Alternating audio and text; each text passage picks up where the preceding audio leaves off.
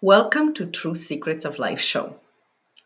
I am your host, Anna Lanier, and I am a family relationship and antidepressant expert. And I know that nobody knows what an antidepressant expert is. What I do is that I guide teenagers and adults how to prevent and overcome heartbreak, anxiety, and depression. In today's show, we are going to debate a very important position. Is depression a mental illness? Is depression a chemical imbalance? So, in the first part of the show, we are going to elaborate on the chemistry of depression. And in the second part of the show, I am going to show you how we can reverse the chemistry of depression. Yes, how it is possible to reverse it.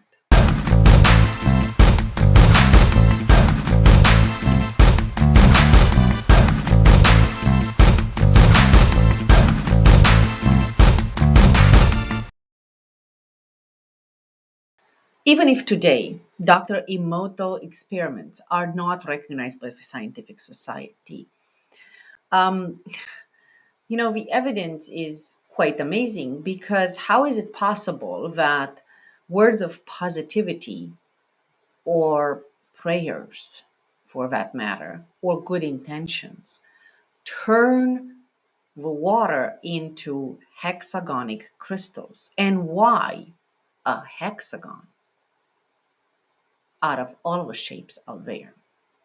Well, it turns out that hexagons can also be found in nature, and it actually is the strongest shape out there linked to longevity. When we are thinking about hexagons in nature, we are thinking probably of honeybees and how they fill up in their home these hexagonic shapes with honey. Yes, with honey, and how interestingly they do that. Nevertheless, certain dragonflies have their eyes made of 30,000 hexagonic shapes. And some insects in nature are also made up of hexagonic shapes. But the most astonishing thing is when you see a hexagonic shape on a turtle. And remember, the hexagon in most religions represents strength and longevity, and how interesting that a turtle represents the same. Nevertheless, there is one more astonishing occurrence of hexagons in nature, and that is after a volcano explodes and the lava solidifies itself in hexagonic shapes with no help from humans. So I want you to think about how these little words and intention and places, if you will, and music, if you will, can impact a brain because the brain has 85% water. The heart, the same. During years and years of either happiness or suffering. And now it clearly explains a lot of what happens to the people in depression. As I promised you, this is not all of it. When my son was 11 years old, we went through a medical difficulty, if you will. He ended up sleeping approximately 20 to 22 hours a day for 3 weeks straight. and he was not functional. Like he couldn't read, he couldn't write. He was like a zombie when he was awake. As all doctors did not know what was wrong with him, one of the doctors mentioned he might be depressed. And I actually have agreed with that particular doctor, considering that I just overcame depression and I did not know how to help my son at that time. We found out that his condition was impacted by one specific gene, connected to a blood disease, very rare one considered, called hemochromatosis. And that one gene, just one gene, gives people 33 diseases and cancers, including depression. I really want you to think of a timeline here. So, my mom had the same gene. Actually, she had two of those. And she died overnight at the age of 55 because of this gene and other complications linked to depression. I had this gene activated in my body while I had S-shaped scoliosis, two hernias of disc, fibromyalgia, pre-NASH, non-alcoholic liver hepatitis, pre-diabetes, headaches, insomnias. But for some reason, the gene was deactivated after I overcame depression. Nevertheless, it showed up in my son. So clearly, it was not deactivated there. So, as you know me, digging up everything and trying to find out how can I deactivate or put to sleep the gene for my son, I have found out a couple of astonishing things. This particular gene has mutated over 2,000 years ago, maybe even 5,000 years ago, at the times of the Vikings. The gene has mutated to make the species survive as the Vikings were dying in battle and they were bleeding to death. So the gene figured out if it mutates, it can actually longer up the time when people are alive. You have to remember that the Vikings never lived over the age of 55, by the way, the same age my mom died. What a coincidence. So the gene practically mutated for one simple reason. When the people eat meat, then the iron holds on to the body, never gets out, and the body regenerates faster. Today, the same gene kills us. Practically, it rusts us from the inside. And it hits the weakest organ. Can be anything. Out of the 33 diseases and cancers, the gene can easily activate. So, now I found out what was the history of a gene and why it has mutated, linked to one of the main emotional wounds of depression: survival. Everything in nature, absolutely everything in nature, mutates out of survival. Now, all I had to find out is how to make this gene dormant for my son, exactly how I made it for me. Every single disease in the body, even if you consider depression as one of them, even if you consider any other disease as one of them, it's actually the absence of ease. That's what the word disease means the absence of ease. So, what kind of ease we are talking about? We are talking about only 5 emotional wounds or traumas that can activate depression. That only 5. That cannot be more than 5.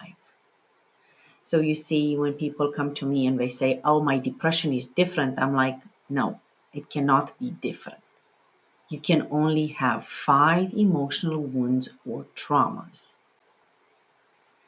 How deep these are, that is a different story. So, what depression really means? Depression is only deep pressure, deep emotional and mental pressure on your body, on your mind, on your heart.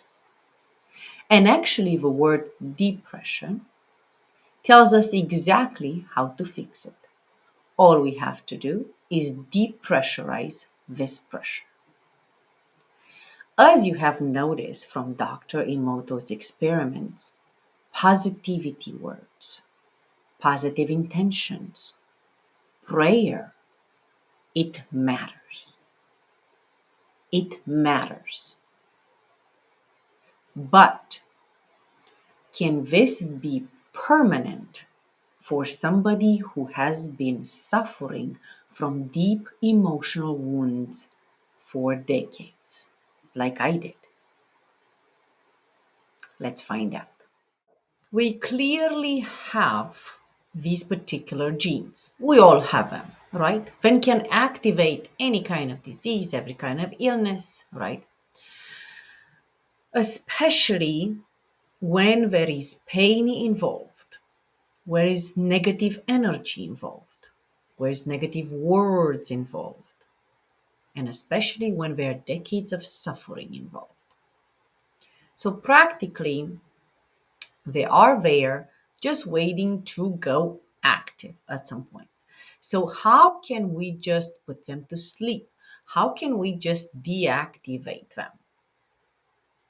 With no meds, with no medical intervention, with nothing invasive, because we don't know if something invasive, like a medicine, might activate another one.